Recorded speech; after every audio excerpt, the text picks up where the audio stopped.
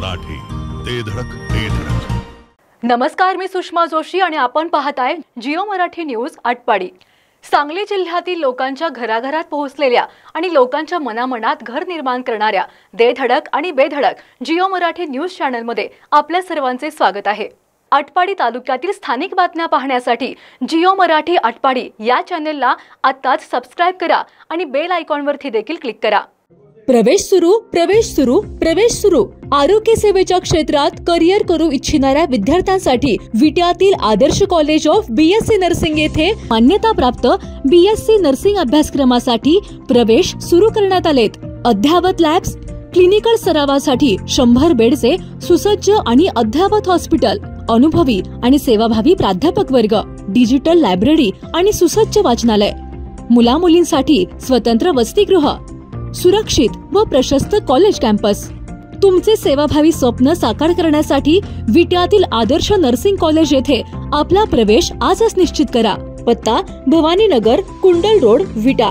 संपर्क आपल्या स्क्रीनवर. झरे येथील एका महिलेसह तिच्या पती आणि मुलाला मारहाण करण्यात आली आहे. मुलाला मारहाण केल्याचा जाब विचारण्यास गेलेल्या आईला बियरच्या बाटलीने मारहाण करण्यात आली आहे. या मारहाण प्रकरणी पारेकरवाडी येथील समाधान सरगर याच्यावर गुन्हा दाखल करण्यात आलाय. याबाबत झरे येथील वनिता प्रकाश वाघमारे यांनी आटपाडी पोलीस ठाण्यात फिर्याद दिली आहे. आटपाडी तालुक्यातील सरगर वस्ती पारेकरवाडी येथे कौटुंबिक वादातून महिलेवर बियरच्या बाटलीने हल्ला केल्याची गंभीर घटना समोर आली आहे.